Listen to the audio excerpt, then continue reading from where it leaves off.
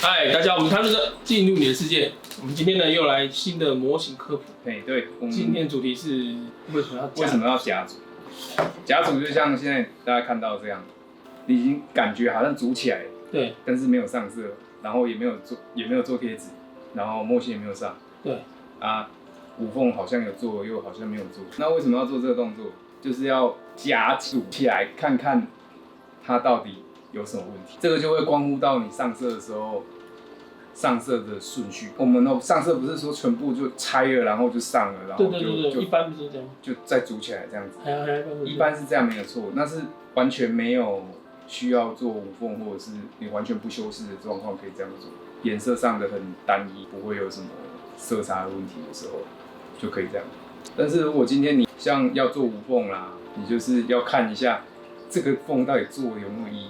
就整体来讲，你可以知道说，这块零件会露出来，所以这块一定要上色要小心一点，就是全部都要上到，要不然的话可能有些地方折凹，然后它就露出来。像是如果你要改造的话，也是在这个步骤，你先组起来，然后来看一下是要拉长啊，或者是缩短啊，或者是要改这个地方不够，要加一点零件啊什么的，都是在这个。所以你就是等于先夹组起来，然后看一下整体，然后哪边要修饰，哪边会有什么干涉或者什么这样。那像是两片零件，像关节这种两片零件夹起来，它可能会很密嘛。对。然后你如果上色一定会有厚度。对。那它这个厚度大概是一张卫生纸这么厚。它如果很准的就刮漆了。对，如果你很准的就是这样子喷了，然后就组上去，然后一扭就。它里面就刮在这边撕下来，直接撕给你。很多都是这样子。所以你要组起来才知道它会不会太紧。对。那还有像是卡榫，有的地方上到颜色它就变厚了，然后它就变得很难压进去。装不进去。对，这种就是会在上色的小小的细节里面是需要注意。所以夹组这个动作，基本上我会建议你要做。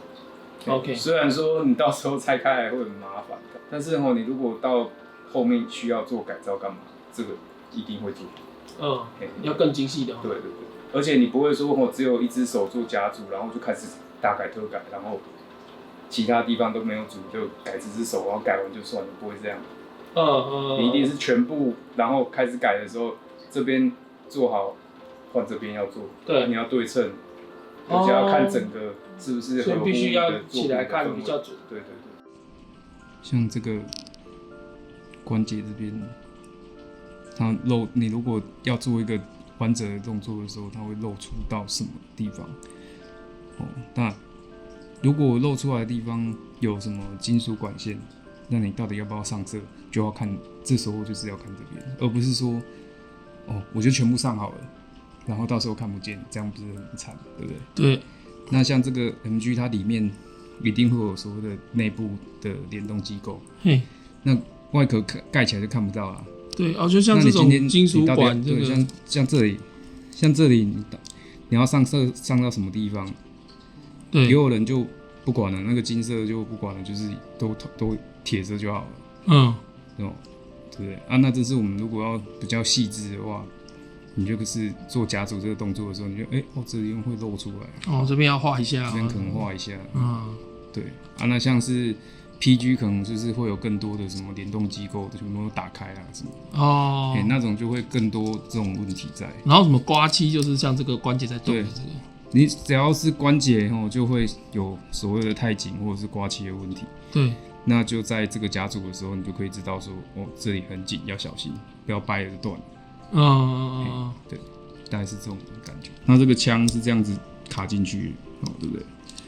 那卡进去，你就看到说它主要卡的地方。那卡的地方不是刮漆？卡的地方会不会刮漆？会。对。所以这个地方你就必须要强固它的漆膜，或者是做一些，就是像是贴一个小的遮盖胶带，然后夹在里面，让它做一个缓冲。那你看这个。运兵车，你也是一样。一开始如果你就完全不组了，然后就是拿去就喷了，对，那你就会不知道说，其实这个灯这个超容易掉了，然后这个也超容易掉了。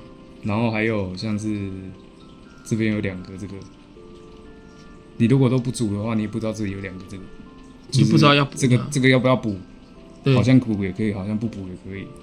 所以就可以去思考。对，你就在透过甲组的过程，透过甲组你煮起来，大概就知道说，哦，哪边会有上色问题，或者是说太紧了。煮的过程呢，我们遇到几个问题。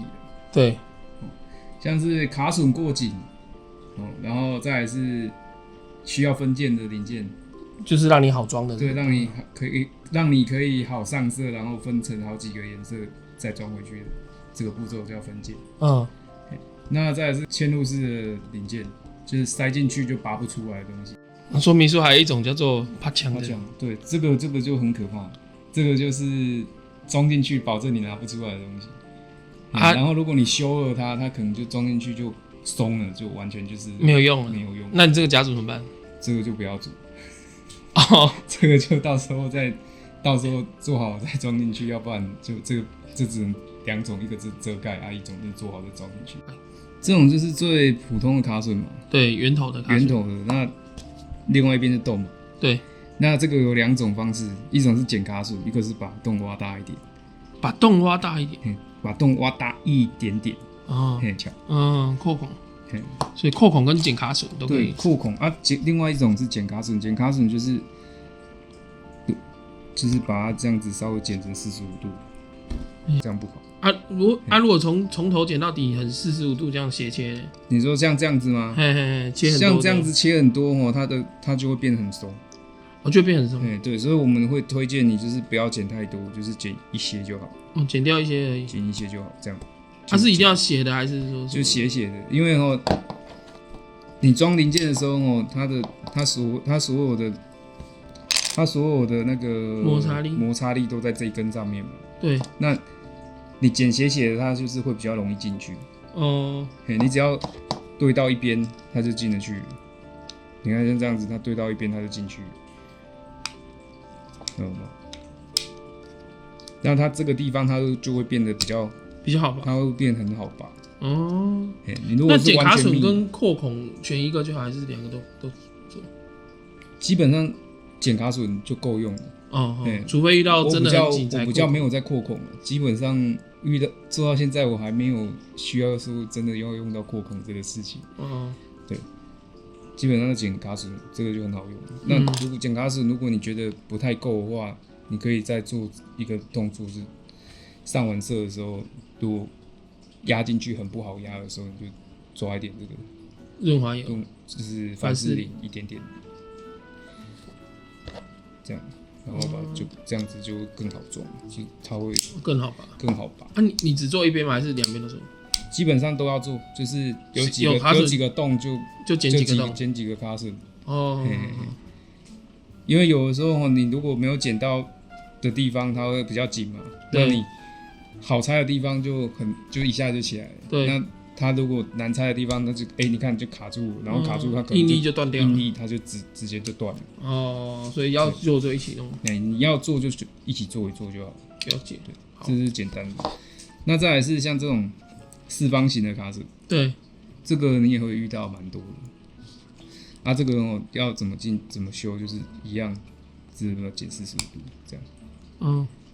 也是剪一边就好了。然后这个可以剪2边，剪2边，它这样子，它的那个摩擦力会变小很多，这样。而且它会比较好煮进去，你只要对得到它就进去。那今天如果你觉得你剪了卡榫之后，然后整块零件就松到不行了的时候怎么办？对，怎么办？你在上完色之后沾一点点快干，把它变厚是不是？沾一点点快干，然后把它压进去，它就没了，它就好了。你反正如果你不拆的话，就加一点点快干在卡榫上面，然后就挤进去，它就黏住。让它直接黏住，让它直接黏住就好了。反正你也不会去拆它。OK。对，请你煮下去的时候你再来剪，你就是稍微含住的时候，然后你看一下状况再来剪，不要每一个都全部都剪了，然后有的是造型，尤其是 MG 最近很容易有这种状况，它就是那个螺丝做的很像卡榫，然后那个卡榫上面呢就是有一个造型，对，它就像是类似像这样子啊，然后它的零件是这样合上去，然后这个地方会露出来，然后上面是造型，你以为是卡榫，然后把它剪掉啊，所以不要乱剪，对，最好是快要煮你要的时候含上去，然后看一下那个东西到底是不是是不是个卡榫？不然就是拿到还没煮就全部都剪一遍，然后最后发现剪错了的。对，对合零件，你就会做一些破坏处理。对，这个就是要做破坏处理。好，这个翅膀它原本的造型是这个样子，这是一个环，圆的环。但你在做这个 C 型扣的时候，你先画哦，要在内圈的里面一点。哦，你不要整个就是跟这个。哦，你还是要让它有一点，对，你不能咬住的地方这样子哦，这样子会就是松的哦。我懂你意思，因为你让它进来了，这边还有一点点，对，你要 hold 住的地方，你要 hold 住的地方哦，要稍微再小一点点，就是你挖的洞还要留一点点弯弯的扣。对，你要有一个弯弯的地方，让它扣进去会咬住。这就是 C 型扣的原理。所以你切的孔不会是直的，而是斜的。对。那如果你这样子含下去的时候还是很难含的话，你就是再往旁边再继续延伸一点点。所以你会从小慢慢挖到大，是不是？对，我会慢慢挖，因为这个你一下子就挖太大的话，它就松掉了。里面就是一根棒子嘛。对。那煮进去的时候就是，它就还会啪一声，这样子就是对的。如果因为你有留那个弯弯的，所以它才会啪一声。对。你在拔的时候也不会说太难拔。对，这样子的松紧度，你做好了之后再去做无缝，对，你要先做好。我懂了，因为你之后要做无缝，你这边都不能拆啊，所以你只能这样子装。对，要不然你就要就是做那个遮盖上色。所以就是看你要怎么做会比较方便。其实甲组的分件对无缝很有帮助因为你才会知道这边是不能开的，你必须做细型扣这样。你把它切掉，你要把它切成 C 型的，然后这样子你就可以到时候上好颜色，就这样给它扣进去就好。这是一个技巧所以我们会做这种，所以你就把它挖一个洞，就是挖出来，做一个吸扣的。但吸扣其实也是有缺点，不是什么东西都可以吸扣。对，因为吸扣如果它在关节里面的话，我就不太建议。因为关节如果吸扣，你久了之后你如果有在动它的话，它会坏掉，会断裂。再来就是嵌入式零件的部分。嵌入式零件的部分，好，那你可以看到这个就是你如果压进去，它就出不来。对，那这个要怎么办？转子，对，在用 1.0 的口径或者是 1.5 的口径，你就看这个洞的大小，你就看一下后面会不会露出来？对，要先看一下后面会不会露出来。如果不会露出来，你就用这一招，就是这样把它钻进去。然后你给它钻到，你就钻透了之后，然后你就可以用1.0通条从后面通出来。这样。那如果你觉得1.0太小了不好通的话，你就改大一点，1.5也可以。所以我懂意思，你就是这个嵌入式零件，你直接拿钻子把它钻透一个洞，对，然后你装上去的时候，它就可以从卡榫，然后从另外一边通出来。对。那如果你觉得这个卡榫这样还是偏紧的话，那你这边的卡榫也可以修一点。你可以修一点然后我们就是这样子就会变很顺畅。那我们大概介绍完了甲组之前要做的事情。那如果我们忘记做了什么事，然后零件装下去拔不起来怎么办？拔不起来的时候有2个，第一个通常我们都是你就是把它稍微拉开一点，然后这个笔刀你不要直接下去绞它的缝，你直接绞它的缝它会在上面留下伤痕，就很麻烦。你要插进去，把那个刀刃的地方插到看不见。变没有刀刃，没有刀刃的时候，你再去把它左右把它绞开绞开的时候，就是你要沿着它的缝去把它绞开，不要只绞一边，然后绞很大，然后再把它拆开，这样子里面的卡榫都会变形。对，那就把它绞开，大概是像这样子啊。OK， 那这个的话就是类似开关器的东西，那这个东西也是一样的道理。只要是尖尖的，我们就是要先弄一个小洞，然后把它插进去，然后插进去之后再一路搅过去。嘿，搅的时候真的要轻轻的搅，因为它这个东西，它这个一定比你的塑胶还要硬很多。所以我们刚刚说的那些什么剪卡榫，就是避免这个情况发生。对，你如果剪了卡榫的话，你就基本上这个一下子就拔起来，就不会遇到这个问题，比较不会遇到这种事情。对，你今天不想要剪卡榫，你也可以用凡士林去润滑，就是像这样的。对，你直接沾一点点凡士林去润滑它。我会直接在这个洞含一点凡士林，含一点点就好，它这样子就会很顺的进去。但是你用凡士林会有一个比较差的问题，就是你在拔的时候，如果回到凡士林，然后又回到你的零件，它上面有油的话，你的颜色可能会掉下来，摸到会掉下来，这会有一点点的风险。基本上凡士林是最后上完色的时候再处理会比较好。那凡士林会说把漆溶解什么的？不会，这个就是很天然的东西，这是压进去的关节嘛，对不对？对，这个很容易遇到这种关节。那这里也可以上凡士林，你上凡士林它就会变松很多。对，那你也不用担心它会，就是你在玩的时候它就会咔，然后就爆就断了。啊，就太上凡士林的好处是这样，摩擦太强，然后就断掉了。好，那我们就介绍完了那个甲组，还有甲组该注意的一些小步骤啦。对啊，就是剪卡榫，让你比较好装，或者是分件做成细芯扣，然后有的零件就可以在不破坏无缝状态装上去。然后还有嵌入式零件，刚刚中展你教我们钻洞钻头，然后从后面捅出来。我觉得这是谁发明的？觉得蛮有趣的。我在干嘛？从后面捅出来。然后还有润滑，如果你不想剪卡榫的话，就用润滑的方式。